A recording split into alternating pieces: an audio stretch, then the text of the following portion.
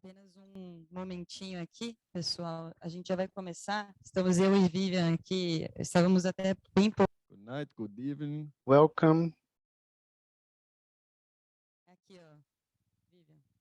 O problema é que a câmera está cortando você. Vivian, the camera is cutting you. You have to be a little patient because we have to adjust this camera, okay? So we can see Vivian. There. I'll be next to you, so we can do that.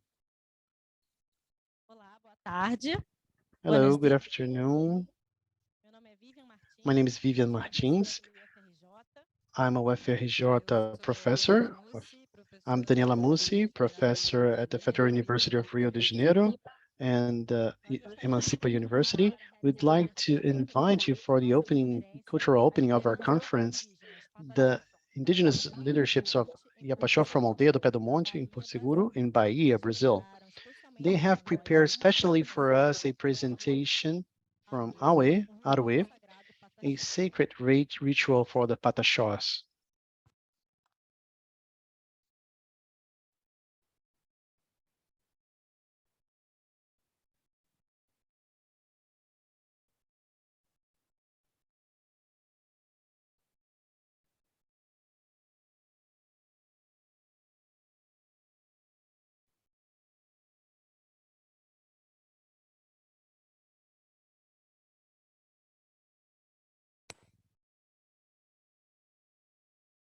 Passamos o vídeo por aqui ou será ao vivo, pessoal, aí em Cambridge? Should we show the video here or would it be live for you in Cambridge?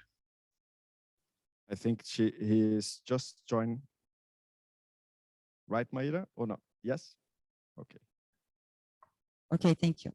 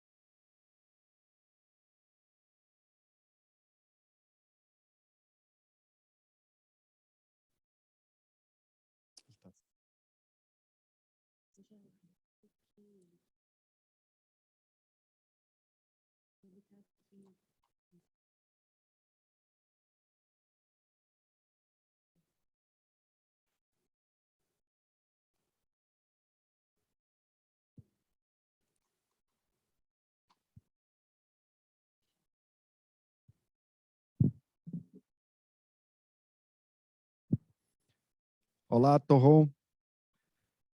Hello, Toho. Precisa abrir o seu microfone, Torron. You need to open your mic, Toho.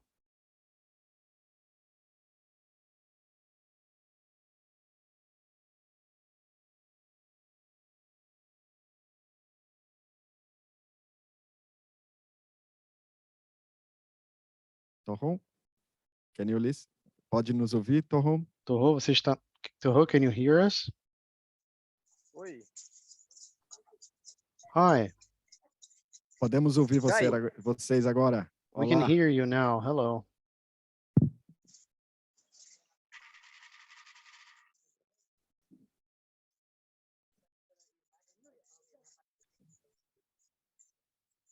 Mas o som está muito baixo. Posso falar agora? But the sound is very low, the volume. Pode falar. Can I speak now? Let me get closer.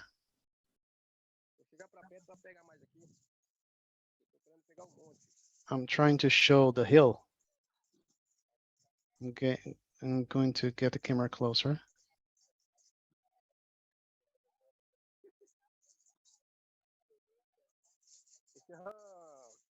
Então, eu costume a torrão Pataxó, não quero ter chonguim Pataxó, Pacachó, então, de chão Caciacá, não me aí um Pacaião Pupaqueu, não Pataxi. He's speaking in Pataxó language. Então, eu sou torrão Pataxó, né? My name is Toho Pataxó. I'm here in Pataxó tribe Pé do Monte. We are part of the leadership of our people, and we'll now do a ritual to Heruê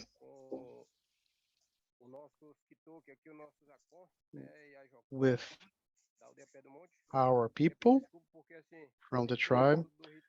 Not everyone from the ritual will be able to join because we show our tradition, and not everybody brought everything that we need, but we'll do 2 chants for you.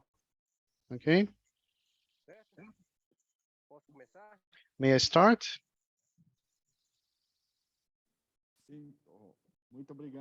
Yes, Toho. Thank you very much. May we begin? Podem começar. Yes, you may begin. Thank you.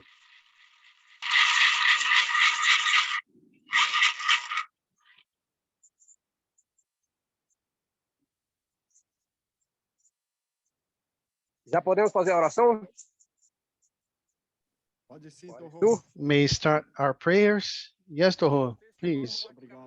I'm not sure if the audio will be good because it's a little far from the camera. Muito obrigada. It's great. Thank you.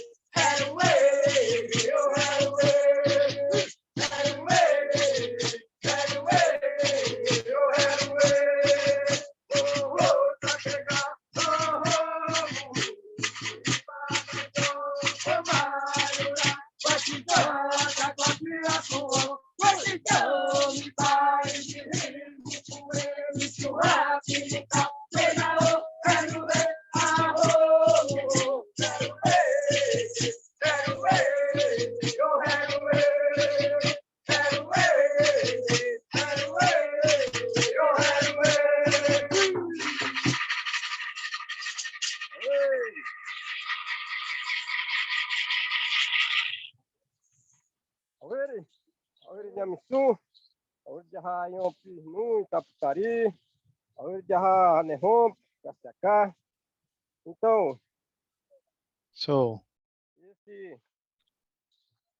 Tá ouvindo aí? can you hear us? Can you hear me? Sim, Torron. Yes, Conseguimos Toho. ouvir bem. We can hear you well. This is our chanting to thank our Mother Nature and our enchanted ones. And also it's a chant to our Father, for our ancestors, so that they are always blessing us in our struggle, in our battles. We are here in the Pataxó village, Pé do Monte, here in Bahia.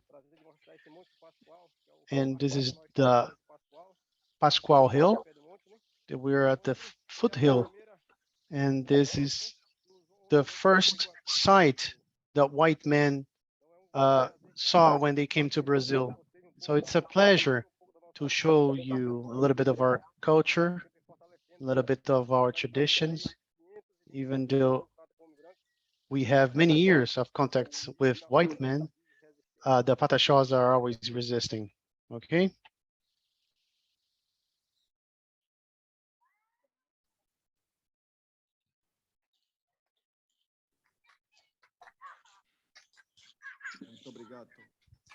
Thank you very much, Toho.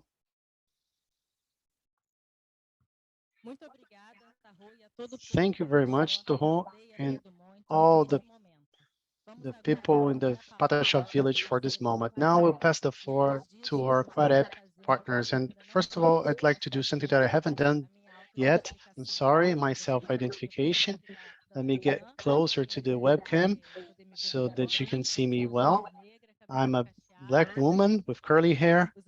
I'm using a t-shirt of this event, the Paulo Freire event. Very proud of it. And here we an auditorium, and we have a beautiful audience watching you. And at some point, I'll turn the camera briefly. Let me try to do that so that I can show you the audience.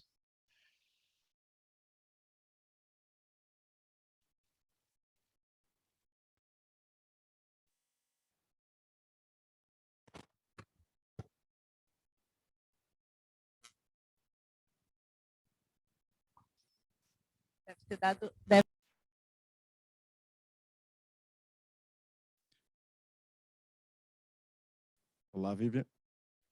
Hello, Vivian. I'm sorry. Now I'll pass the floor to our partners. Thank you.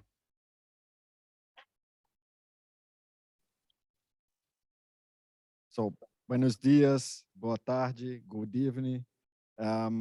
Me and Rocio is going to be the host of this event with Heidi, who is going to be joined as a host here in Cambridge.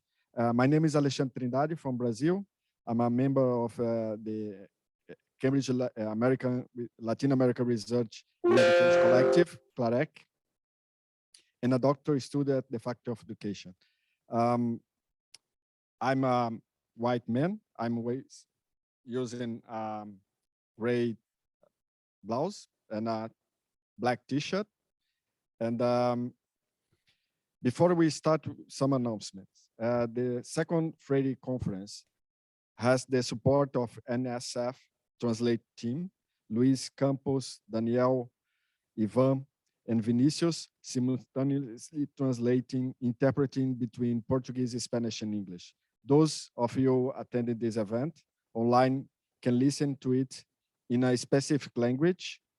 Please select your preferred language now from the globe icon that appears on the bottom of your screen. It is also possible to enable automatic subtitles in this language, selecting the closed captions CC option that you can, where there is an arrow point out, and choose the desired language. Furthermore, as you can see on your screen, this event counts on the interpretation of Brazilian Sign Language, Libras, by Adailton Ramos, Ailma Rayane e Kedja Santos from the Federal University of Paraíba.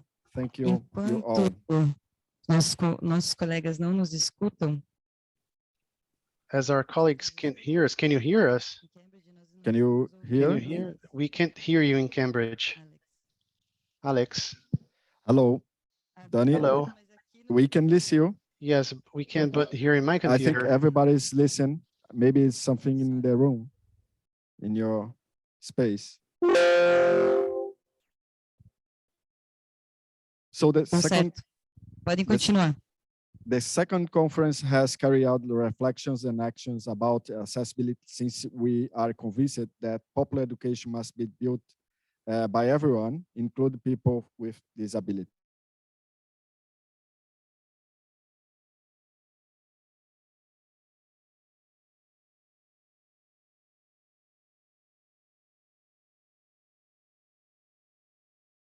Shedik, Ivan Farah, and on Ivan Farah, Daniel Shedik, Luisi, for the interpretation. I'm going to pass to Rocio now. And if you have any doubt in terms of like how to use the global sign, please put in the chat and we're going to assist you. Okay, thank you. My name is Rocio. I'm a brown woman here in Cambridge, wearing a black, red, and black poncho. I don't know how to translate that, sorry. Remember that this event is being recorded. The recording will be available on the organizer website. And in addition, we invite those online that use the chat tool to tell us where in the world are you joining us from today, and to communicate your thoughts and your feelings today. I'm a member of the Cambridge Latin American Research and Education Collective, who together with colleagues from the popular education social movement Universidade Emancipa, welcomes you today to this very special event happening simultaneously in Cambridge, in Rio de Janeiro, and online. On behalf of the organizing committee, we thank you all for being here in person or virtually. CAREC is a collective formed by students from the Faculty of Education at the University of Cambridge. It aims to constitute a space for Latin American perspectives.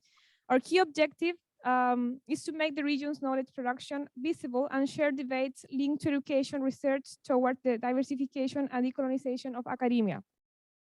Based on these principles, and in order to democratize the privileged spaces that we occupy here, we intend to build a collaborative environment to promote an encounter of perspectives inside and outside the university. We advocate that the university should be open and committed to perspectives and knowledge that are not developed within its own space and voices. We believe that only by valuing and integrating others' knowledge, we will be able to transform the university into a genuine environment from which arises relevant contributions to society, especially concerning social sectors whose knowledge, histories, and voices have been marginalized or even erased. Now I give the floor to my colleague Alex, who will talk to you more about the idea of this popular conference and how this came about. Thank you very much, Rocio.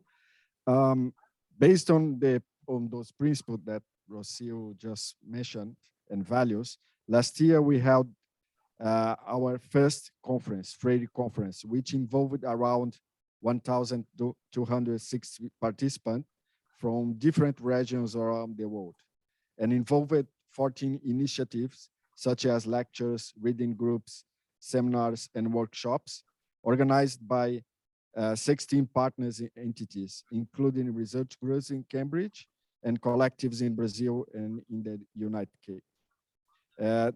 The events and the installation of the bust of Paulo Freire at the University of Cambridge, which was also part of that cultural and academic program, had a significant visibility within and outside the university community and were recognized as an inspiring collective initiative.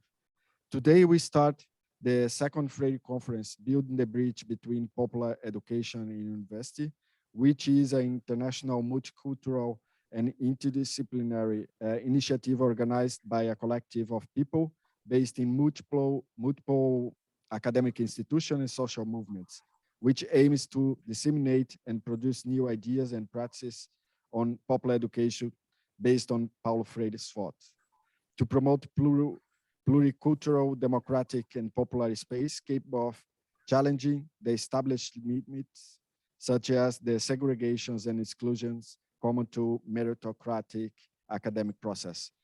So we aim to build an idea of a popular conference, related to popular education. That's why we ask your patience for everything we are trying to build here together. And thank you for your patience to be here and to wait until we started. We would like to give a special thank you. Thanks to people and research groups that have helped make this conference possible with their contribution. Professors Kathryn Moeller, Hara Gandalf, Ricardo Sabates, also the Cambridge Educational Dialogue Research, CEDI, and Professor Sarah Hanksey. We now invite Ricardo Sabates, our research director of the Faculty of Education at the University of Cambridge, for the welcome words. Thank you so much, Ricardo.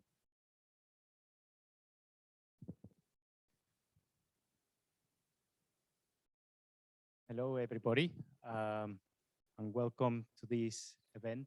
My name is Ricardo Sabates. I am a Mexican by background. Can you hear me?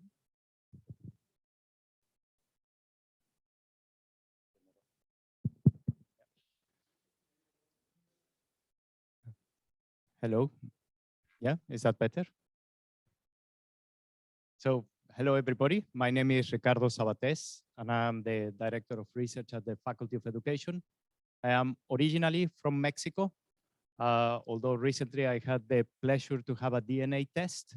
So my DNA test came with different regions of the world, including Nigeria, North Africa, Mesoamerica, Italy, Spain, Irish, and I think that's about, and Lebanon. So I guess I could say that I'm a citizen of the world, but important for this conference is the fact that I have been educated in a system that promotes a very specific type of knowledge. So the type of education that I received in the late 70s and early 80s help us to see the world in one very specific way. Memorization and rote learning was at the core of everything, and looking at the West to be the place where ideas were born, that was the ultimate aim. So for me, it's been a journey trying to take these ideas out of my mind and try to relearn what we want to learn in this conference. And it is a pleasure to be able to engage with the concept of popular education, to have the possibility to learn from colleagues last week, from Rosie Zúñiga, who was here and gave us an incredible discussion about what is popular education and how popular education is being understood, what is the critical aspects of popular education, and how can this help us to break the powers of knowledge that still dominates different spheres. So for me, it's fantastic. It's a pleasure and an honor to offer the Faculty of Education at the University of Cambridge as a space where popular education is to be understood, is to be reflected, is to be learned. This is what we need to do now. We need to start breaking these structures of power that we have that exist because we created them. So if we created them, we can actually break them as well. So for me, I just want to tell everybody, welcome to the Faculty of Education. Thank you, Clarek, and all the organizers for bringing these ideas here and for enabling us to learn more about popular education and engage with this concept deeply during the coming weeks. Thank you, everybody.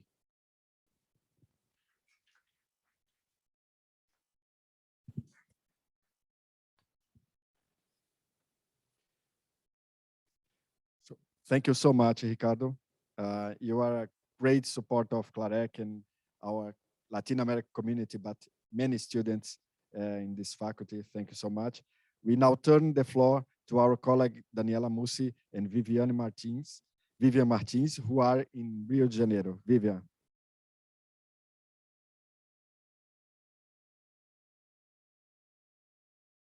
Olá, conseguem me ouvir?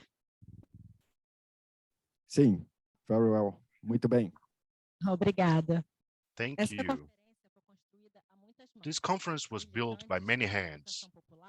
Militants of popular education, students, postgraduates, professors, teachers, activists of popular education, workers of art and culture.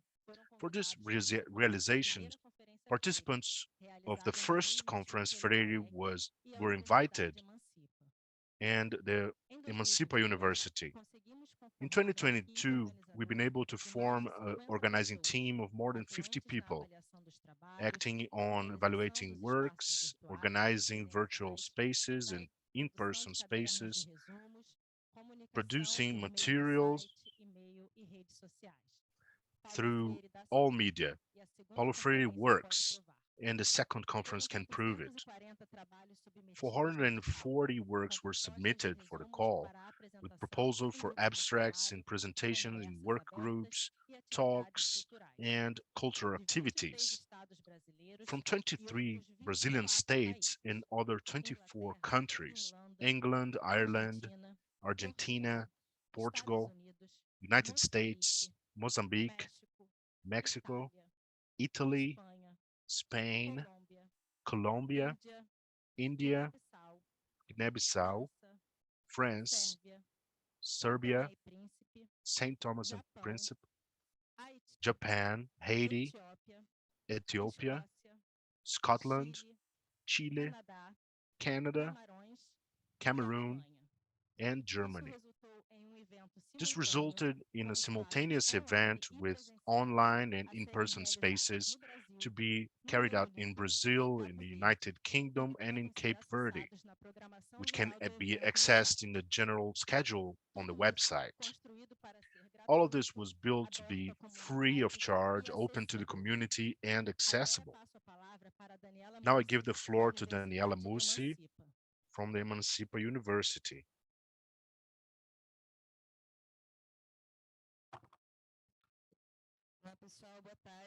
Hello, people. Good afternoon. It's an honor and a pleasure, great joy to be with you here. My name is Daniela Mussi. I'm a professor in the Federal University of Rio de Janeiro, which is the other headquarters of this second Freire Conference. And I'm also founder and coordinator of the Emancipa University, which is a front of work for the popular education from the Emancipa network, acting specifically with universities. There are public universities, university centers, and federal institutes. We reach all corners. And I believe that this reach is much less or almost nothing of individual creativity of one or another mind, but it is the necessity for organization, democratic organization, popular and progressive, and why not say socialist of our country and in the world. We know that when we say Paulo Freire doesn't work, Paulo Freire is good for nothing, that it doesn't work. What's behind this speech is the attempt of removing from people's hands the capacity of self-organizing and thinking solutions for their problems. And this need is not present in only one place of social life, it's present in all the places. We've just left or haven't maybe even left the pandemic. It devastated our country and the world. And we saw the solidarity, we saw the role of social and popular organizations in the neighborhoods. We saw that the solution to our problems is there. The rest we can build from there. The second Freire Convention for us at Emancipa University is not reach, is a starting point of a social alliance that needs to go much further than it is today, between activists of education, professors, students, researchers, workers of the university, because we know that when this alliance is no longer, both sides are destructive. They attack our social rights and they attack our freedom of thinking and criticism and research. This double attack is not occasional. It is planned because we are weakened due to lack of unity,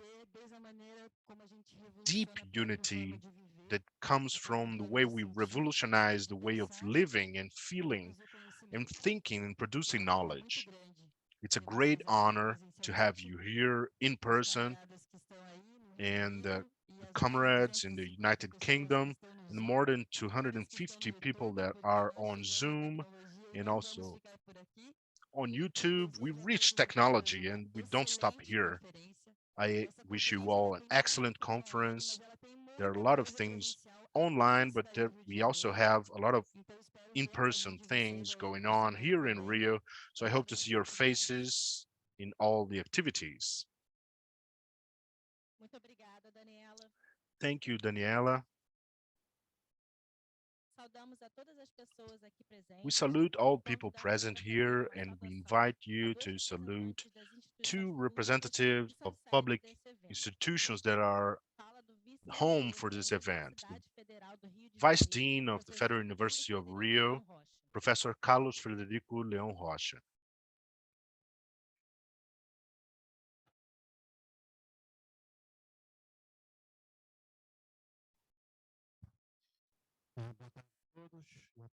Good afternoon, everyone. I'd like to start telling you about the importance of popular knowledge in the university and this connection between the university and the popular knowledge. We have huge challenges in Brazil and in the world. We have challenges about elimination poverty in Brazil, improving income distribution, and we have a world challenge, which is to be able to make this world sustainable. respecting the environment is fundamental for the next years. The way we are today, we have this situation. We have an energy matrix emitting carbon at will. And from this matrix, the consumption of humanity depends on it. If I don't stop consumption, I will not be able to solve the environmental problems. In the 70s, there was a debate between an environmentalist called Bailey and an economist that won the Nobel Prize. And in this debate, Bailey talked about the environmental issue, and Stevens proposed a solution: innovation and progress in a technical way. Since then, humanity has been trying to solve the problem, increasing efficiency in energy in the production and exchanging energy sources, in developing energy sources, environmental friendly alternative sources. This year, Germany has gone back to burning coal. We will not solve this problem with technical progress. This is the great issue. We will not be able to solve this. So we need to learn other ways, other cultures. We need to learn how to solve this problem. We need to solve how we will stop the growth of consumption in humanity. This answer is not given by Eurocentric knowledge. This is a central example of the importance of the interaction of alternative knowledges, of popular knowledges. University has among its functions to develop these knowledges. Thank you.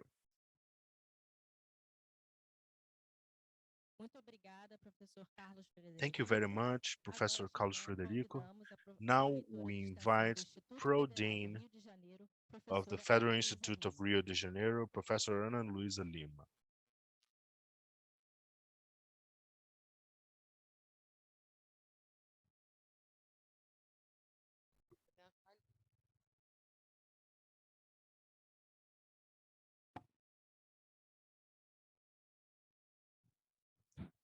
Boa tarde.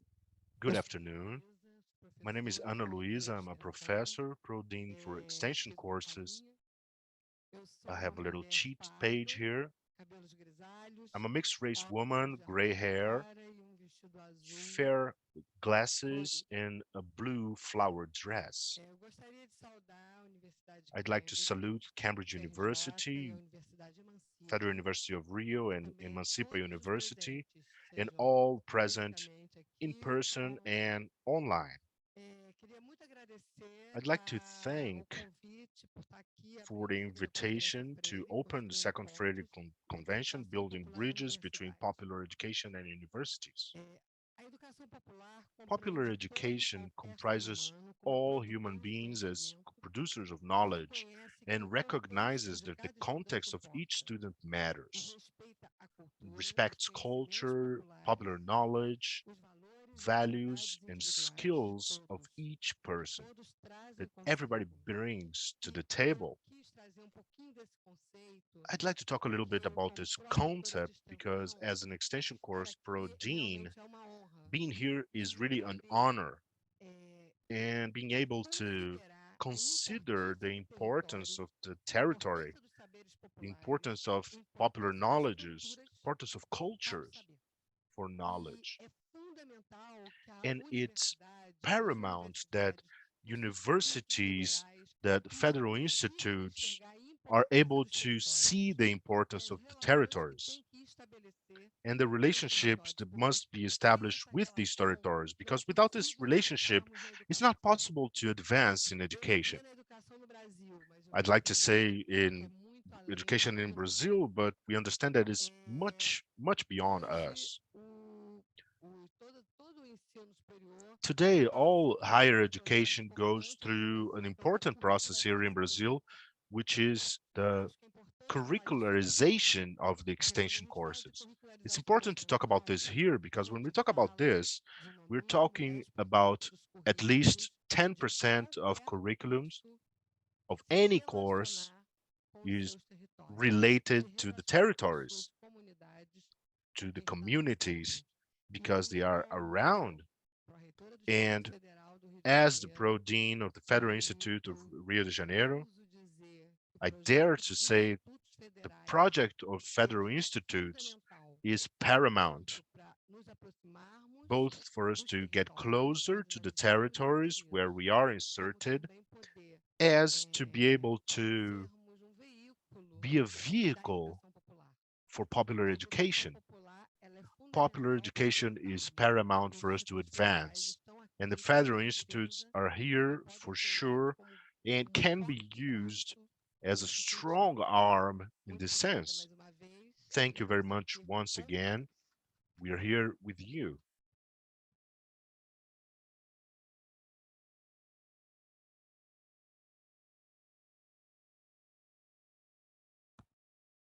Muito obrigada, professora Ana Luísa Lima, nossa pró-reitora de extensão do Instituto Federal do Rio de Janeiro.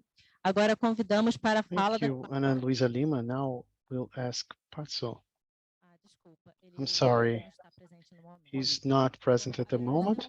So we thank you for the words of the professors, highlighting the importance and the commitment to the defense of the free, democratic public university for a realization of an event such as ours. The idea right now is from perspectives and places that each of the presentation may reflect upon the relationship between public education, popular education, and the university, the key theme and or topic of the Freire Conference. I invite to start this conversation with our lecturer here, who is present here in the UFRJ. We invite Alfa dos Santos Sila. She's from Guinea-Bissau. He's from Guinea-Bissau, former students of the International Integration of Lusophony, and postgrad students from the Federal University of Bahia, where he researches Creole languages. He's also coordinator of the Emancipa Network, Malês, Guinea-Bissau. The floor is yours, Alfa.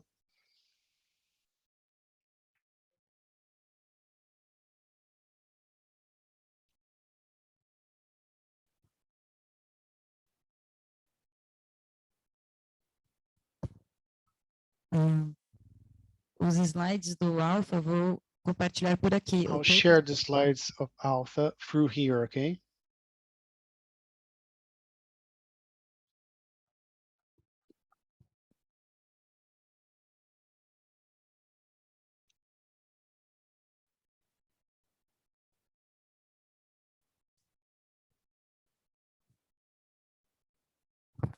Boa tarde a todos e a todas, a todos presentes. Good evening to you all.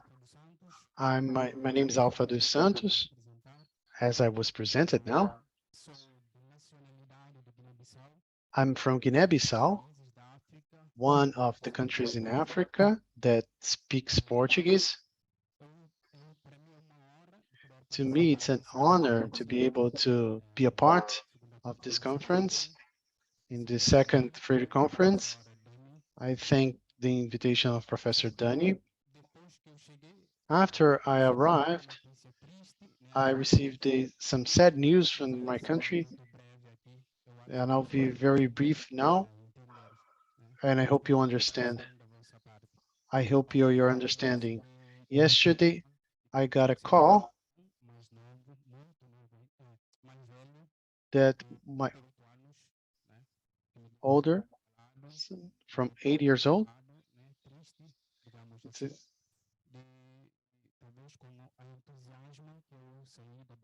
he was not able to, but anyways, I'll try to do a summary for this conference. So initially, I'd like to start a presentation about Guinea-Bissau.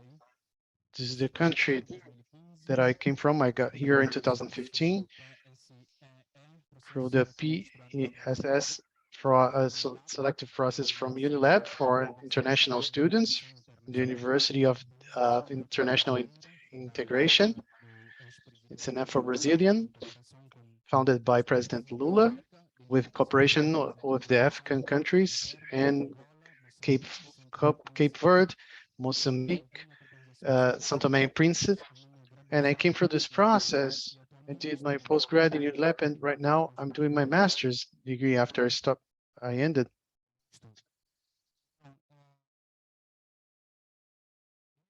He really needs to speak further from the microphone. It's one of the first countries, that's African countries, that was independent in 1973, unilaterally, before the Portuguese recognized our independence. So 1 year after that, in 74, the Portuguese recognized the independence of Guinea-Bissau. There are several languages, several different cultures.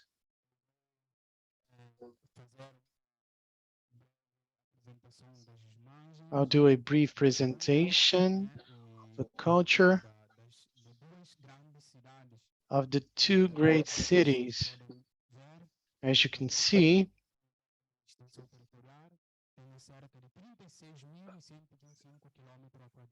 the surface of the country is 36,000 square kilometers. So it's a very small country with 1.6 million inhabitants.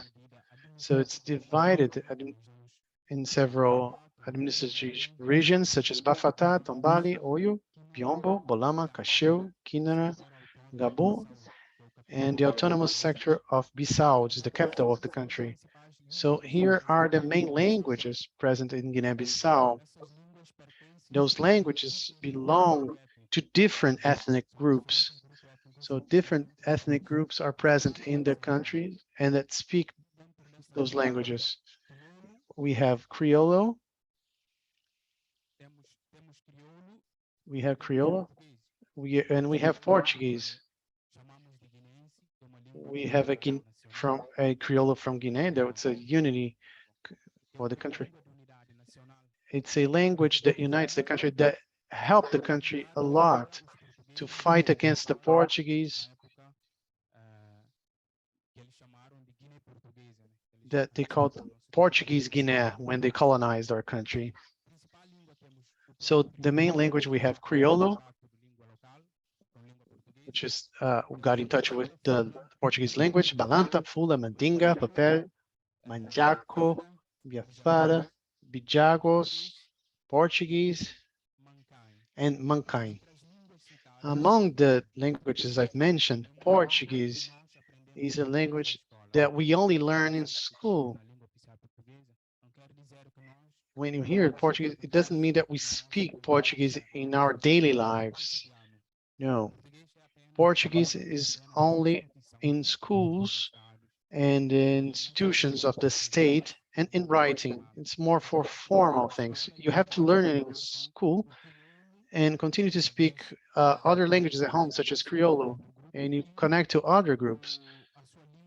And your mother tongue in your community. This is the city of Bissau, the capital. As you can see, it's a very simple town that's still in a very initial phase of development. This is the second capital where the leader was born for the independence of Guinea-Bissau.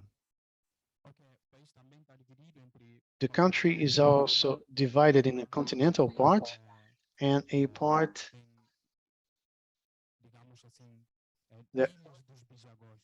that has islands, from the Bijagos Islands. There's islands and some continental part. This is one of the parts. This is the island of Tubaki.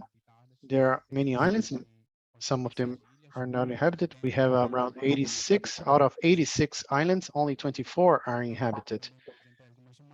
I also have some images. This is the Balanta culture. This is a festival that they prepare in the circumcision phase of their life. The Balanta, this is the culture from Bijagos, when the young part, when the young women prepare and learn to be responsible for their family. This is an image from that. And this is the Fula culture. The women prepare the festival and the youth.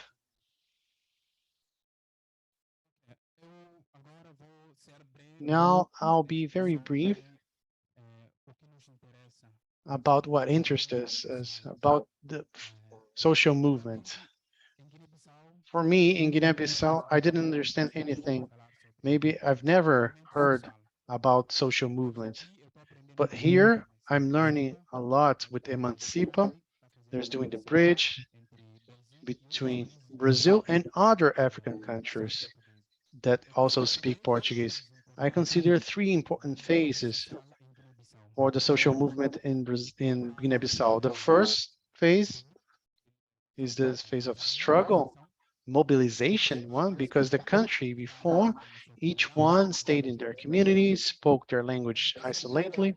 Education was done by the families, the daily lives, through the teachings of the elders that passed on this knowledge to the young people through their work. If the father is a fisherman, they taught the son how to fish. If he's a farmer, he teaches how to farm. So after the Portuguese arrived, Amílcar Cabral saw that we needed to do something to expel the invaders. That's when he started mobilizing these phases that I consider the first phase of the social movement.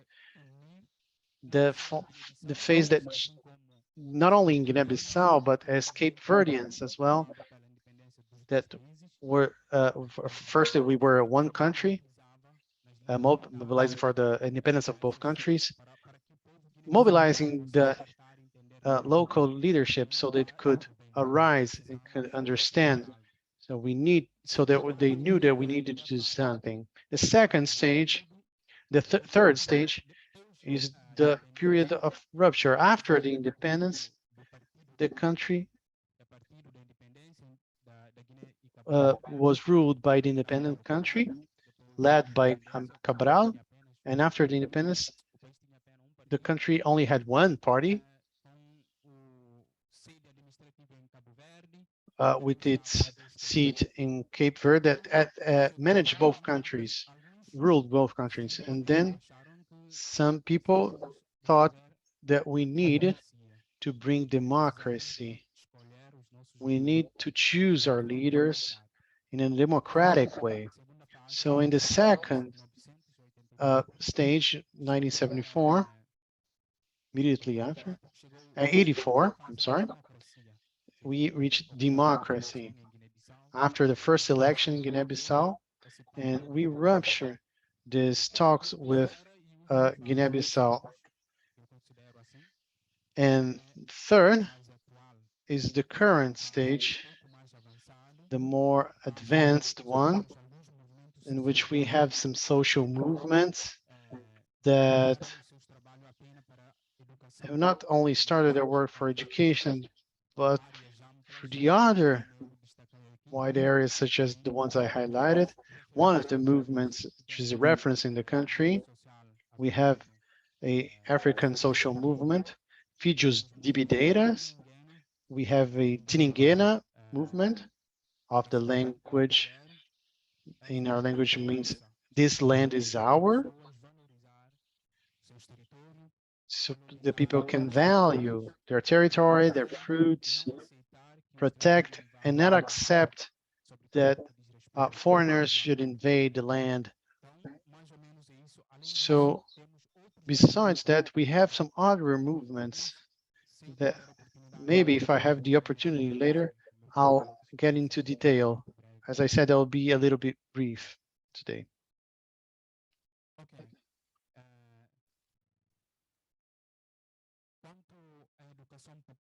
Regarding popular education, it's a teaching that institutes determinant processes for the consolidation of a history of a people, such as those movements that I mentioned, along with Emancipa. We are fighting to consolidate our people, the people of Guinea, Cabo Verde, Angola, Cape Verde. As a Brazil, we consider our older brother. We learn a lot with Brazil. Brazil is our brother country because we have a cause that unites us, that is through the same process of independence. We went through the same process. So I believe we need to learn a lot with Brazil.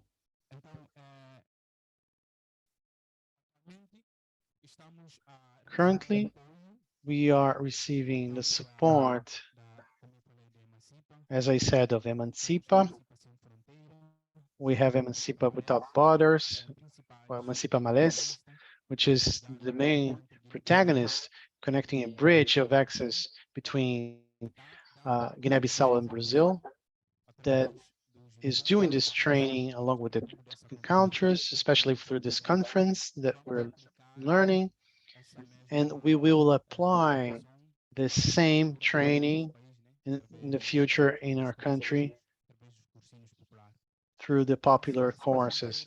Emancipa Sem Fronteira Without Borders is working a lot through lectures, through the topics that they discuss for Guinea-Bissau, Cape Verde, Angola, showing the students, especially the ones that are here, that popular education is not only learning how to write and read in school, but learning how to value what is ours, learning to how to recognize ourselves better, to identify ourselves better. Currently, we have in a training course of Emancipa Malês online course, and we're giving courses for students from those countries that want to enter public university in Brazil, as in Cape Verde, Guinea, Angola, or education, mathematics, and so on. So here, in the name of all representatives of Emancipa in Africa, of official language Portuguese, I'd like to thank for this opportunity. This is the first encounter of Emancipa Cape Verde. After our talk here, we've done many meetings. We have a basis in Cape Verde. This is the first meeting of Emancipa Guinea-Bissau as our representative there. She was online. So it was a hybrid event, online and in person. This is our course that is currently ongoing to give training for these people that really need that. So I'd like to thank you for the opportunity to be here.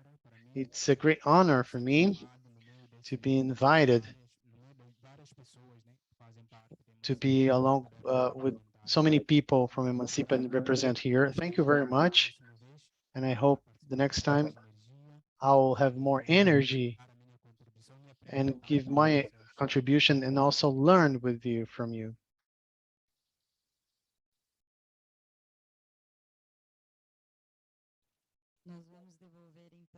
Now I'll pass the floor back to our colleagues in Cambridge to continue our conference.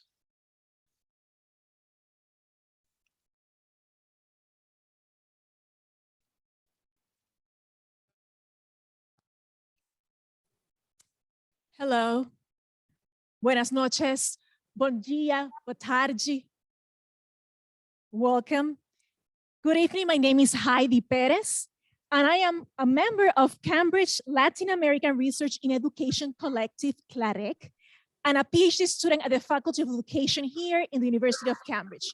I've been also working with community groups and charities for the last 5 years here in Cambridge. I am a Puerto Rican and Dominican woman with a short, curly, brown hair with tones of blue. I have light brown skin, dark brown eyes, and I'm wearing reading glasses. I am happy to present our first speaker in Cambridge tonight, Kathryn. Dr. Kathryn Moeller is a critical feminist scholar and educator. She's an author of the book, The Gender Effect, Capitalism, Feminism, and Corporate Politics of Development. She's an assistant professor in the Faculty of Education at the University of Cambridge. Kathryn, the floor is yours.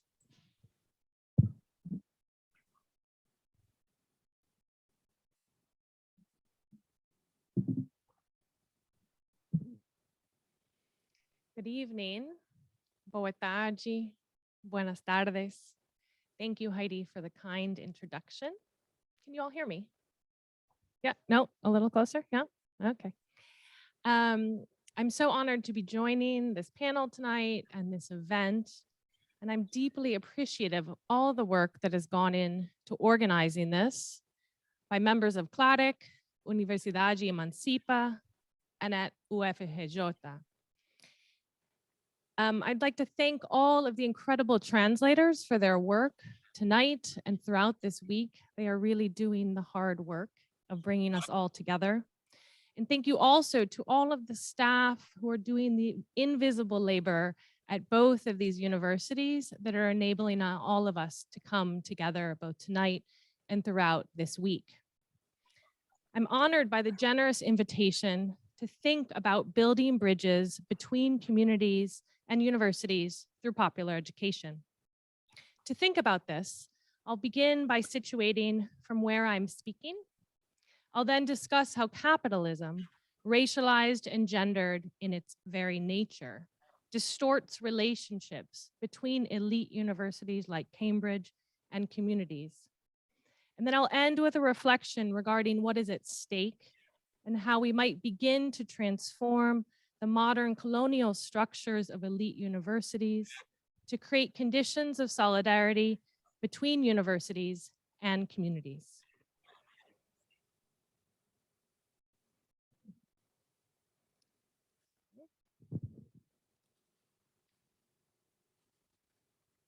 When we speak from a place on a map, a place in history, a place in the geopolitical and social cultural order of things. And we also speak from our embodied situated positions within those relations of forces. I'm joining you this evening from Cambridge University in the UK, an institution that has been and continues to be at the heart of empire, colonization, and epistemic violence around the world. What scholars Pia Chatterjee and Sunaina Maíra call an imperial university, like so many universities in the US, the UK, and in other global North countries. It is here where the children of the British Empire, mostly young men, were educated into their place in the world and learned to divide the world in the language of John Walensky over many centuries. While there are ongoing efforts to democratize a Cambridge education, the result of demands by UK social movements like the Black Power movement, the movement for Black Lives, and Asian youth movements, the university continues to be an institution where the children of the UK and global elite come to secure their futures in an ever globalizing, more precarious, and radically unequal world. Thus, in many ways, it is problematic to speak from Cambridge about bridging the relationships between universities and communities, whether they are communities in the geographic, political, or cultural sense. And particularly for me, in my positionality here as a white scholar from the US, since the physical, virtual, and metaphoric chasm between this modern, colonial, medieval university and communities in the UK and around the world often seems insurmountably wide. As a feminist scholar who studies the relationships between capitalism and education, I'm concerned with how capitalism distorts our collective possibilities for shared thriving and freedom. Interwoven into the uneven colonial relations between universities and communities are, of course, the historic and present day relationships, forces of gendered and racialized capitalism, and the inequalities that capitalism produces and relies on. As geographer Ruth Wilson Gilmore explains, quote, capitalism requires inequality and racism enshrines it. And as we know, racism is deeply entangled or co-formed with other relations of power like heteropatriarchy, ableism, Islamophobia, and anthropocentrism, among other forms of power. The history of racial capitalism at Cambridge begins with the now officially acknowledged profits made through African chattel slavery by the Royal African Company, the South Sea Company, and the East India Company, some of the world's first transnational corporations.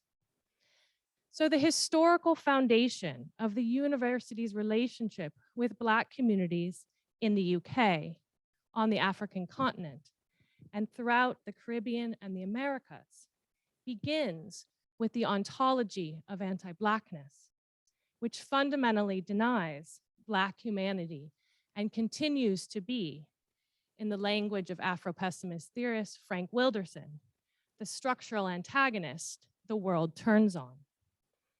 These are not just ghosts haunting the university's past. The financial profits of these legacies remain physically intact in our buildings and our faculties and our colleges. We also see the ways in which the structures of anti-Blackness and white supremacy persist in the racial academic hierarchies of this university and universities throughout the UK, where there are few Black professors and even fewer Black women professors, and disproportionately low numbers of Black students, despite equity, diversity, inclusion efforts at the university and national level. To turn to another element of the university's relationships to capitalist structures, in our current historic moment, technological, financial, petro, and philanthropic capital are deeply entangled with universities and their relationships with diverse communities around the world. For example, universities' endowments, many of which in wealthy global North countries, are multi-billion-dollar funds that are heavily invested in transnational capital markets. Yet these funds are normally not transparent, so members of communities and universities are limited in their ability to understand the extent to which the profits from these investments are predicated on labor, environmental, and financial exploitation. If accountability without transparency is almost impossible, how might we collectively demand that these investment practices are aligned with the well-being and thriving of communities? There are also the extractive relations within education itself, which are predicated on what my colleagues and I call educational capitalization, or the uneven social material relations and processes through which education is valued in terms of an expected monetary return from investment. Here, education itself is for sale, whether that's through educational technologies that we all depend on in the pandemic, the for-profit textbook and academic publishing industry, the enterprise arms of universities, or forms of corporate funded research. This can be particularly acute in context of steep budget cuts to public education and the need to compensate for lost revenues and resources. Through the goal of monetizing knowledge production, communities and universities can be particularly at odds with one another due to the extractive nature of these relationships, where profit, data extraction, and experimentation, not to mention the career development of academics, become primary forms or reasons for community engagement. This can make communities laboratories rather than co-constructors of the future.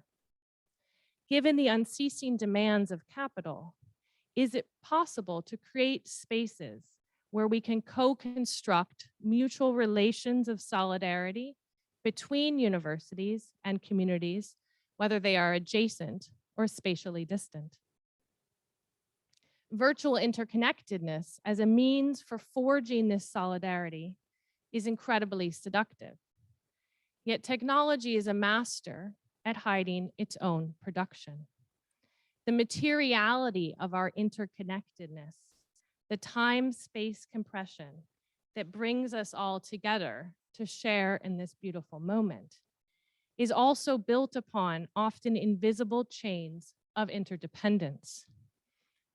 Beyond the important questions of access we will undoubtedly discuss this week, our ability to virtually connect depends on the extraction of minerals like copper, lithium, and rare earth metals that power the technologies that bring us together, often with environmental devastation that creates, which frequently happens in marginalized locations like the Atacama Desert in Chile. Also, the mass amounts of global electricity and greenhouse gas emissions that it takes to cool the data centers that magically disappear our work into the cloud. And the often hidden forms of labor exploitation that accompany technological production and machine learning, where refugees in Kenya's Dadaab refugee camp power machine learning for companies like Microsoft and Facebook, which we rely on daily to work and to connect with one another. So as we work towards bridging, how might we connect in solidarity through different spatial arrangements and means of interconnection that mitigate these human and environmental liabilities and harms? So where do we go from here? Is it possible to move carefully within our historic and present day reality without getting snared in the hubris of imperial knowledge production and exploitation on one hand, or paralyzed by the fear of reproducing this imperialism through our scholarship and our activist practice on the other? Is it possible then, from an institutional site like Cambridge, to contribute to transforming our universities and their relationships to communities across the UK, Brazil, and around the world in light of these histories of domination that continue to structure but never determine our political, economic, cultural, and epistemic or intellectual present? Could it be that from the interstices, the cracks that are not determined, that we have openings to listen and respond to feminist, indigenous, queer, decolonial ways of knowing and being together as humans and other species in an ever more precarious existence together, where our interrelations on the planet demand and will ultimately and inevitably insist that we radically rethink hegemonic ways of knowing, being, and relating to each other and the earth in order that we might create a future of solidarity and shared thriving and freedom. So in the spirit of Freire, and to echo the words of the late Bell Hooks, from these spaces, how do we speak? How do we teach? How do we learn to transgress together? From my own position, I suggest over this week that we contemplate how to move towards the following: rethinking, repairing, redistributing, and resisting. First, to rethink. As Freire insists, we have to be able to read the word and the world, but we cannot do that using white supremacist, heteropatriarchal, anthropocentric, colonizing ways of knowing. These forms of hegemonic knowledge are fundamentally violent and erase people, traditions, and possibilities from existing. Second, repair. The violences of the past and the violences of the present have often not been acknowledged within and by our universities. And where they have been, breaches of trust and inequalities of the present frequently have not been repaired. Building on Freire's idea of democratization, universities need to address the harms of the past and the present in order to democratize future relationships with communities. These are the necessary preconditions for bridging between universities and communities.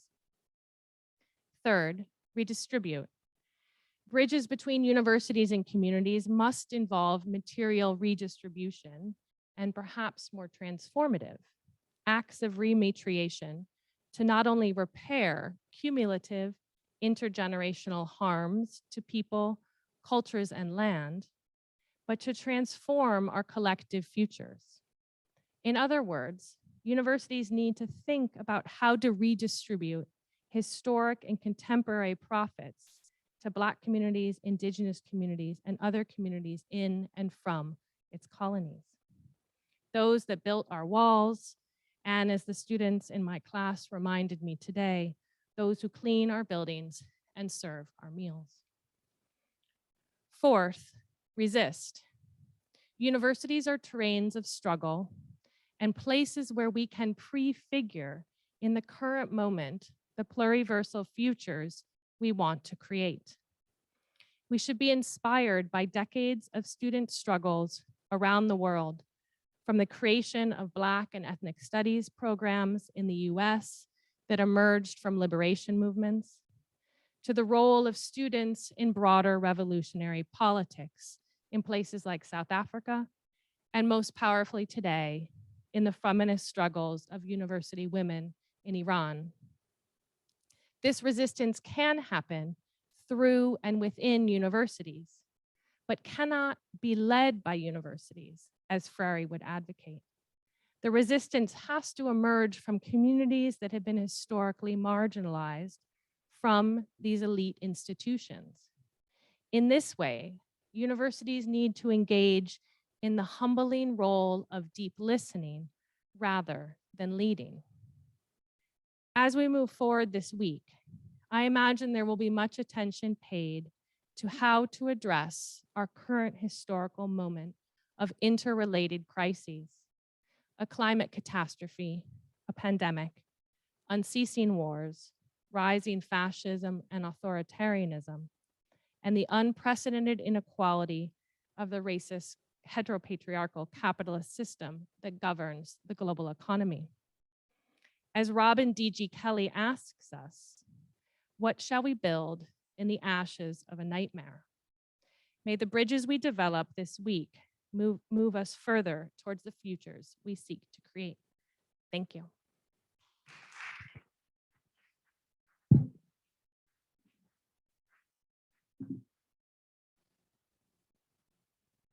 Thank you so much, Kathryn, for so much truth in your words and taking us to a deep reflection, a lot of food for thought. Thank you. Now, I would like to welcome our second speaker here in Cambridge, Maíra Tavares Mendes. Maíra is a biologist and holds a master and PhD in education.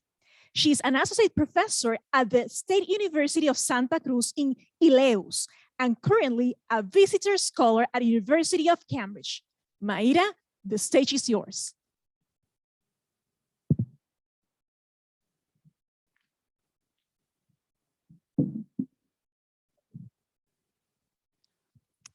Olá a todos, eu sou Maíra Tavares Mendes. Eu Hello gostaria everyone, de my me name is Maíra desculpar Tavares por Mendes não and I falar would na like minha to língua, apologize for not mas speaking por in my conta desse language, evento farei assim. but because of this Hello event, I will do everyone, like this. I'm Maíra Mendes. I was just apologizing for not speaking in my native language, but due to this huge event, that's something that's necessary in order to everyone to understand well and not have a mixed translation in here. Well, I'm a white-skinned woman and with long brown curly hair, and I'm wearing a green t-shirt from Rede Emancipa, which says in Portuguese, "We are Marielle," and has Marielle Franco's profile silhouette. And for me, it's an honor and a joy to be here and to share this space with so many special people, with Torrão Pataxó, with the professors from Rio de Janeiro, with the audience that's here in Cambridge, and it's also in Rio, and it's online. We have many people from anywhere, as I could see from our chat. And being here at this very moment, and when we celebrate the legacy of Paulo Freire and carrying Marielle Franco's message on my chest is very emotional to me. I'm someone very lucky to have the opportunity to share many struggles right beside her, even if for a brief period between 2012 and 2014 at Rio de Janeiro. Many people don't know, but Marielle was also a student and an active part of the free prep courses for university admission movement, which we call in Brazil, cursinhos populares. And in the cursinho pré-vestibular da Maré, CEASME. Rede Emancipa, a social movement which I helped to build and still help to until today, fights for education for everyone, including higher education, and began its history as a network of university admission prep courses, cursinhos populares, and today advances many other initiatives, as Alfa has just showed us in Emancipa Malês. And this t-shirt was a way Rede Emancipa found to pay tribute to a strong woman, a Black queer woman from favela, a human rights defender, someone who was proud of who she was and was elected a councilwoman at Rio de Janeiro. We continue to demand justice for her and for all the people murdered by the hate that has invaded the spaces of power in our country and elsewhere. I'm hopeful that later this month, we will be able to give a vigorous response in Brazil at the polls and at the streets. What Marielle's story, even if abruptly interrupted by her murder, shows us is the importance of occupying spaces, not only because of the discourse of representativeness, which obviously matters, even if it's not enough, but because the occupation of spaces has the potential to transform them. When a person from a community enters a prestigious space, this opens doors for this person and for an entire community. However, often the other side of the story is not told. The structures that prevent the community to enter from accessing these prestigious spaces, which Kathryn has already addressed it brilliantly. The university represents one of these places with enormous potential for an individual and from a collective point of view. However, many traditions can be quite cruel to those who do not fit in. At a time of ever-increasing pressure for productivity, with all the challenges Kathryn has so well addressed, I think that reflecting on the topic of this conference is very important. How can we build a bridge between the university and popular education? See that the metaphor of the bridge assumes that there is something between university and popular education? A river, perhaps? Would it be the River Cam? Would it be Bahia de Guanabara? Would it be the Pascoal Hill? What's between them? Would it be the imbalance between knowledge that's considered legitimate, that is academic, and the other that's only legitimated from the moment it's displaced from its original context? In my view, in order to build a bridge, an organic connection that does not reproduce the hierarchies we seek to combat, it is fundamental that we think about the possibilities of the experiences of popular education in the university. The question is how to build popular education into the university. It presupposes two other questions. What is popular education, first of all? And is it possible for the university to do so? I think that one of the great inspirations for this reflection on the relationship between university and what is outside of it is the book Extension or Communication. It's a question, Extension or Communication by Paulo Freire, which is a book that's not very discussed in the English, in the Anglophone context, from my point of view. And I'd like to, here at the UK, it was published under the label, under the title of Education for Critical Consciousness, together with another book from Freire. In the experience of agrarian reform in Chile at the end of the 60s, during the Freire administration, there was a concern to increase food production. And a program known as Agrarian Extension was put forward by agronomists working for the government. Agronomists, as specialized professionals, technicians, would extend their knowledge to peasants.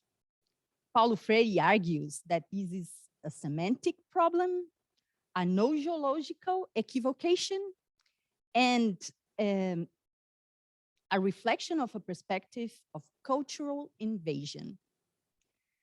Well, by disregarding the knowledge that peasants hold, by not starting from their own knowledge, and by considering themselves as, by agronomists considering themselves as the donors of knowledge, agronomists would practice a pedagogy of domestication for Freire. In this pedagogy, only the agronomists are the subjects and the peasants are objects of their action. When it was suggested to them to start from the knowledge of the peasants' subjects on land, which is where they live, well, the common response was that this would be a waste of time. It would take too long. To which Freire replied, that's gain time because it's more meaningful since it considers the process of knowledge construction by the subjects involved. Well, so Freire is addressing what technicians could do as pedagogues. Does it resemble anything to you or to us at the university? This discussion becomes even more meaningful in the context of Latin American universities, which have teaching, research, and extension among the pillars of the university. In Brazil, we have this in our constitution. We call them tripods of the university, teaching, research, and extension.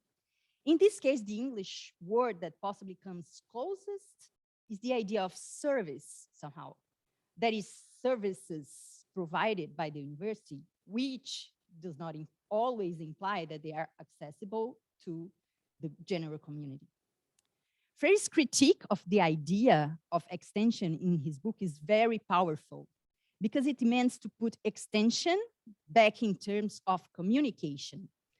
That is, it implies considering that communities to which the university's actions are directed also produce knowledge.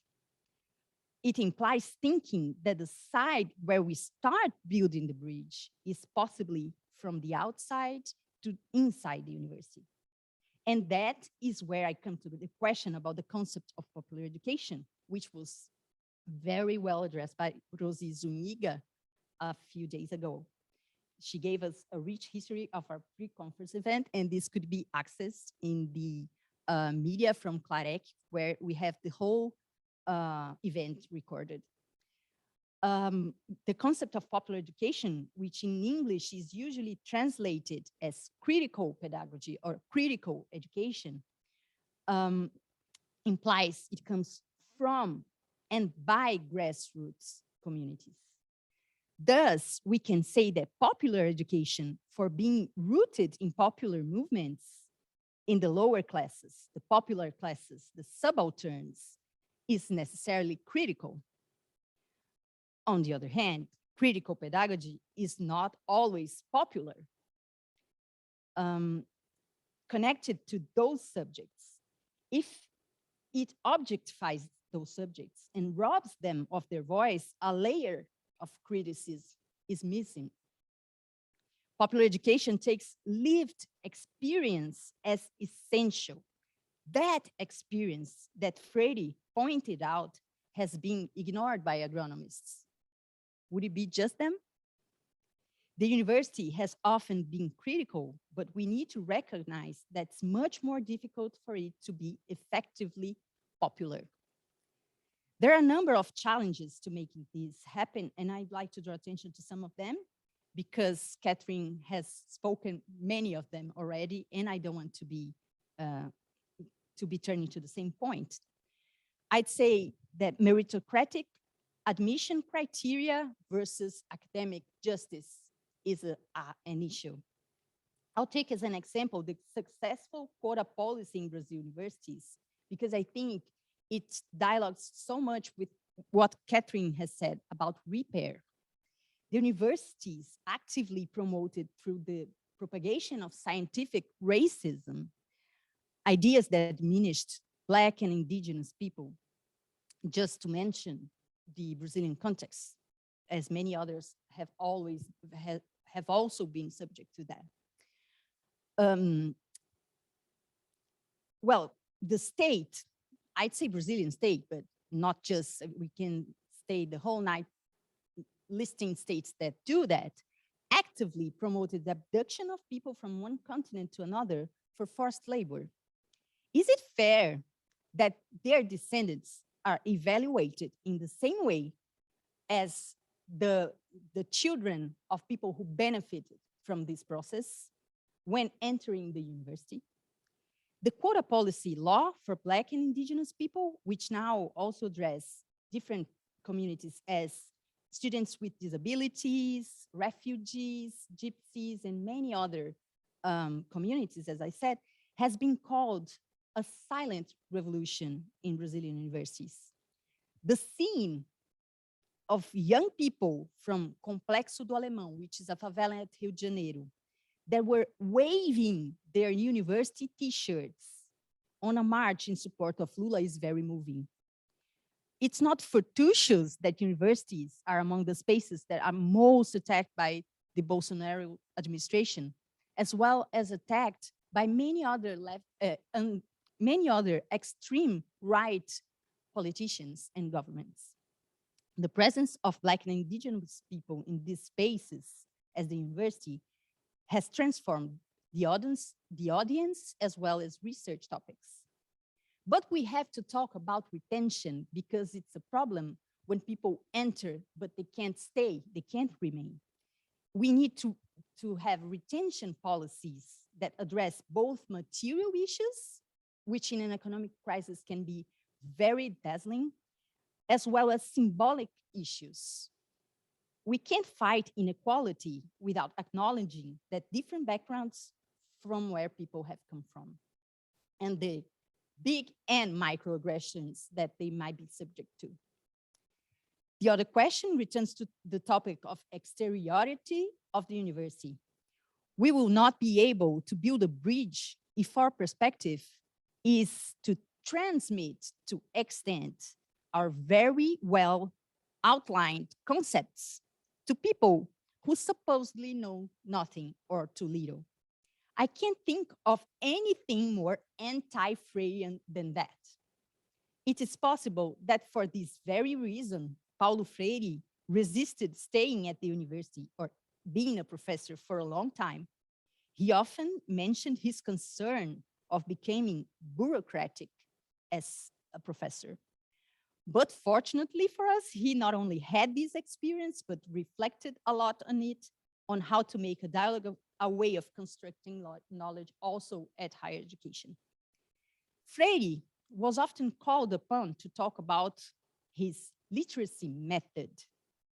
How was that experience in Brazil and many other places? That is, and on several occasions, he expressed his discomfort with this way of representing his experience. For him, it was less of a teaching method and more of a method of building knowledge. That is, it's proper, it's a human being feature to construct paths to new knowledges. And these paths are constructed through dialogue. This is what is meant by his very well outlined concept of the epistemological theory of dialogue. Once its intentionality, its goal is defined, it is possible through dialogue to construct knowledge, bearing in mind that the subjects bring their knowledge, and from this they can construct a new one. I'm proud to say that this has been a bit of our experiment here at this conference. Since last year, the first conference, we have been engaged in a process of evaluation of the first experience and reflection about what would it mean to build more than a Freire conference, a Freirean conference. We had hundreds of people in the construction process, dealing with problems that were not always simple, as the delay in beginning this conference could show us. Due to the scale that this event has taken, there were many general meetings, people who built a beautiful project, mobilization of partners, a large collaborative team of paper evaluation, communication, translation and interpretation, which are probably our biggest challenge, accessibility, and we also had the experience of doing a preparatory workshop, a meeting with authors that had more than 300 people, and we did it in a collaborative and dialogical way, in 3 different languages, by the way. And we did this with a very low budget, without charging any fees, as a principle for how we see popular education, and relying on people's free time, as we have been doing for 15 years at Rede Emancipa. It's true that we are still in progress. We have just begun. It's the first day. Probably on Friday, you might be pointing at me and saying, that didn't go as you expected. Well, you can tell me I was wrong. But for now, it's that bridge that we have managed to build with our own hands. Perhaps we will hear in the coming days of many other bridges that are more solid and others that are just beginning. The important thing is to remember that's the same thing, the same river that takes us forward, because we share this historical moment. Well, I hope we have a fruitful dialogue, because hope is what brought us here. Thank you so much.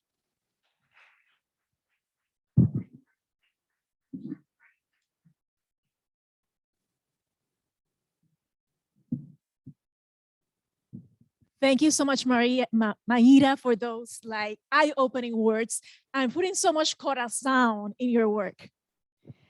On behalf of CLAREC, I would like to thank all the speakers, our fabulous audience here and online, our translators, supporters, and everyone who worked to make this conference possible.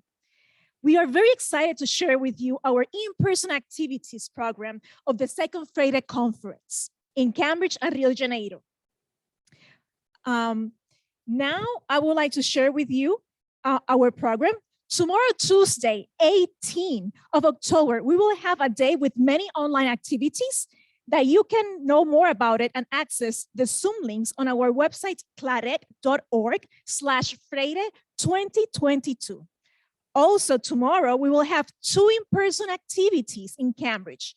A tour to the Women's Art Collection, the largest of its kind in Europe, which will take place in Mary Edwards College. And then at 6 p.m., we invite you to join the Roda de Conversa, Conversation Circle, towards a performance literate paradigm of ecoscenic education with Dan Barron at room 1S7 in the Faculty of Education. On Wednesday, 19th of October, we celebrate and embody Freire's theories and practices at the Building Community Day.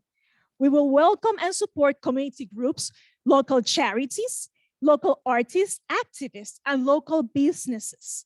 At 1 p.m., we kick off the day by meeting here at the MAB auditorium to enjoy exhibitions of the students, activism, and local charities. You are welcome to buy unique gifts from our local artists and buy lunch from the Coffee Temple and Pizza Passione food trucks. They're going to be behind the classroom here at Homerton College. And it's only from 1 to 3 p.m. Please come and get some lunch. And invite someone as well. Be generous. At 3 p.m., we invite you to join us at the Mística. This is a pre-dialogue activity where we will fraternize and present our intentions for the community to build community and have a dialogue. Please bring an object that represents your work with your community, a flag, a logo, a photo, a flower, anything that is really close to you and your community work. At 3:30 p.m., we smoothly transition into our community dialogue and conversation. To open the community conversation, we will welcome community groups, local charities, activists, academics, and citizens of the world to learn more about each other. And we're going to take the first steps towards a sustainable collaboration. We will conclude the evening on Wednesday with a sarau, an activity to express ourselves through performing arts, dance, poetry, performing, spoken word, and many more. You are welcome to perform or enjoy it as a member of the audience, and bring your friends, please. On Thursday, we are packed with online presentations, but in person, we invite you to join to the presentation, Dialogic Action, Transforming Education and Research, Evidence from Mexican Case with Maria Vietes Casado and Alonso Rodriguez Oramas. This will take place at Homerton College in room G03 at 3 p.m. On Friday, our last day of the conference, at 11 a.m. here at the MAB Auditorium, Professor Roy Layton will be facilitating an applied theater workshop named Rehearsing the Revolution, the Power of Theater to Address Racism, Oppression, and Violence in Schools and Society. At 3 p.m., I, Heidi, will be facilitating a drama workshop titled From a Popular Education Tool to a Research Methodology, Exploring Identity Through Drama, Theater. Please register online and bring comfortable outfits and water. To conclude the conference on Friday, we will meet here at 6 p.m. for the closing event with fabulous guest speakers such as Eloise Rocha from Indigenous Educator in the Baixo Tapajós region, Maria Cristina Quirino from Rede Emancipa, Roberto Leher, and also we have Thomas Tofte, and we'll enjoy the presentation of the poem Surf on Paulino by Bud Hall. For more information, visit Clarec's website and social media, and University of Emancipa social media as well. Now, I hand over to my colleagues in Rio de Janeiro. Daniela and Vivian, who will take us to the end of this beautiful evening. Daniela, Vivian?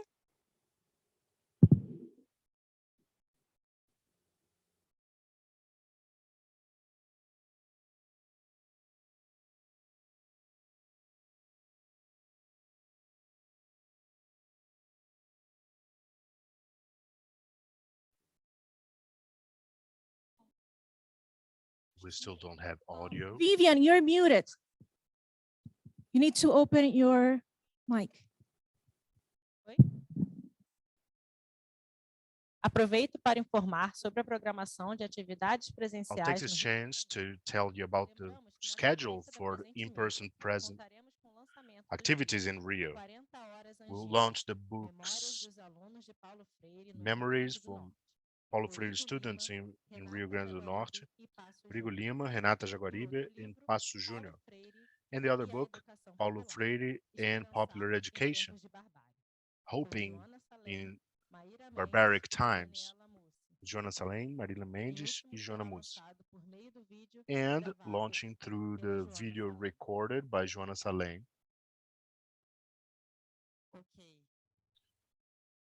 All right.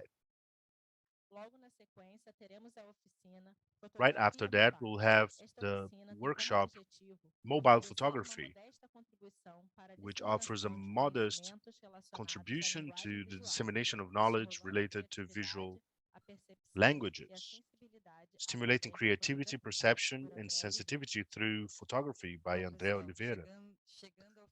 All right, guys, we're reaching the end of our conference here. So you see that we still have book launches today and the workshop with André Oliveira, who is here up front. This activity, unfortunately, will not be broadcast, but we are sure we'll have other opportunities throughout this week for activities to be broadcast. Let's go quickly through the schedule for the in-person activities in Rio, as Heidi did for the UK. On Tuesdays and Thursday, we'll have presentation of works and open conversations, which are remote. But we have some in-person activities that will be carried out throughout the week in Rio. Tomorrow, we have a conversation circle, which is in person in the Philosophy and Social Sciences Institute, the IFIX, UFRJ, RJ, which will be organized by the Emancipa at the Gazi staff and the Afro-Contemporary performance, which is proposed to our conference and will be carried out in tandem with the discussion, which will be 6 p.m. Brasilia time at the Institute in the Yellow Room.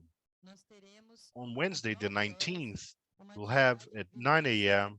the activity Experience with Communication and Popular Education in the initiatives in the communities at Chapéu Mangueira and Babilônia, which are two communities in the south zone of Rio de Janeiro. This activity was built in tandem with the community radio Matombo of the communities. It will start 9 a.m. and go until around 11:30. You are all invited to be at the activity and to participate. Just go in the link of the conference, fill in the form, and we'll send you the information on how to get there. On the schedule, you can also find this information. In this activity, we'll also count with the cultural artistic activity that is called The Tomorrow May Not Be There, promoted by Marcelo Oliveira. I don't know if Marcelo is here. I don't think so, but it will be carried out in the Babilônia community during the visit. Still on Wednesday, pay attention because this is important. We'll have a presentation simultaneously to the one that will go on in Cambridge, 4 p.m. Brasilia time, and also in the Federal Institute in the patio. at the Federal University of Rio will be a symbolic occupation for local activists and artists, members of social movements, to show their art, music, and poetry, and was organized by the Federal Institute through Diane Pontes, which means bridges in Portuguese. So this is the perfect person to do that. She mobilized a series of artists and craftspeople who will be showing and selling their art as well downtown Rio. If you're not there, we'll be very sad because it took a lot of work to put this together. We also do a live on social networks with Cambridge, showing these two activities happening at the same time. On Thursday, October 20th, we'll have a visit on 9 a.m. called African Heritage Circuit, which is a outdoor workshop going through memory and archaeological sites that are important for understanding the history and the African diaspora in Brazil. It will start at Praça Mauá, downtown Rio, and will end at the Instituto dos Pretos Novos and the Afro-Brazilian Culture Museum in Rio. Children are welcome as long as they are accompanied by their guardians, and at the Museum of Art of Rio, come on, be there, because this circuit is all for us. Along with one of the founders of the Instituto Pretos Novos project that elaborated this proposal, this tour for our conference, so it's very special. And in the afternoon, we'll have a conversation circle simultaneous to Cambridge and the United States.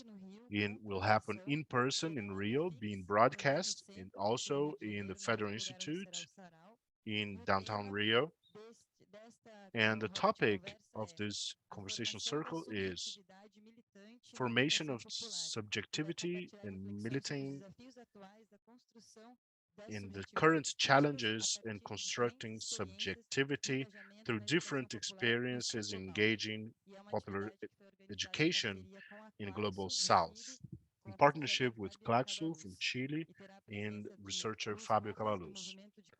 Luz Rojas will be there for the Colombian People's Congress, Professor Rui Braga from São Paulo, and Professor Valéria Vasconcelos from the University of Santa Catarina.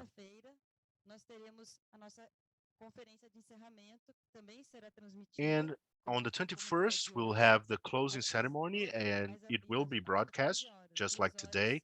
It will be 2 p.m. Brasilia time.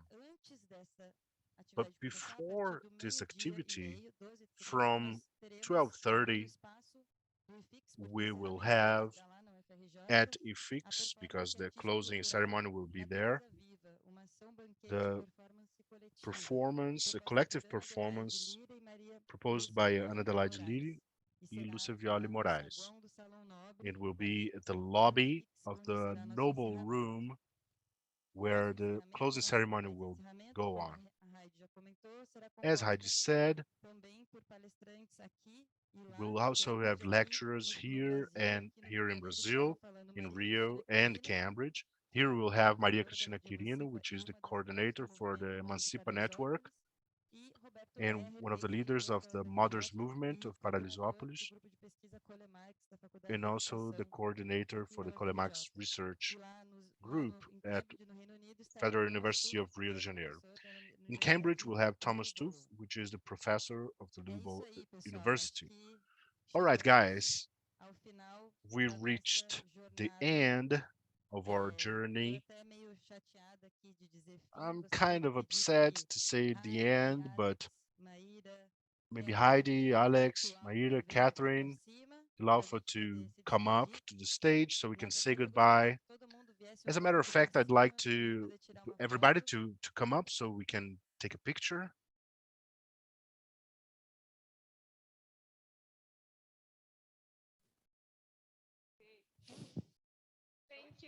Yeah. Thank you, everyone. Bye. Can you see us? Estamos subindo aqui. Só uma correção que esqueci. We're coming up. Just a small Excellent. correction here. Okay. Professor Obrigada, Paulo Dani, Fernandes and Johnny Vivian. Matos. Thank you so much. Pessoal, pode vir aqui na frente, por favor? Gente, vocês Guys, can you come up, please? If you want to come, they will be able to see you. So that everyone can come here and we can say a collective goodbye. Você pode afastar a câmera um pouquinho para a gente ficar mostrar todo mundo? Please, venham, gente, subam. Come on, guys, come on up. Everyone that was just watching, so that we can be participants on this final moment here. There are like many authors that are here with us, people that are coming from. Want to come? Very welcome. Come, guys. It's a competition now. Who is gonna take more? Who is gonna put together more people in the stage? You or us? People are coming to say goodbye. Oh yeah, no. We're happy. Now Our people are coming too. Thank you. Venham, eles estão indo lá, tá todo. Okay. Everyone, thank you so much, guys. Thank you so much for being together. Let's build a very beautiful week. Vamos construir uma semana maravilhosa. Así es. A wonderful week. Muchas gracias, Dani, Vivian. Thank you so much. And we see each other during this week. Many times. Yeah, many times. Yeah. Bye-bye. Bye-bye. Bye-bye. Have a wonderful weekend.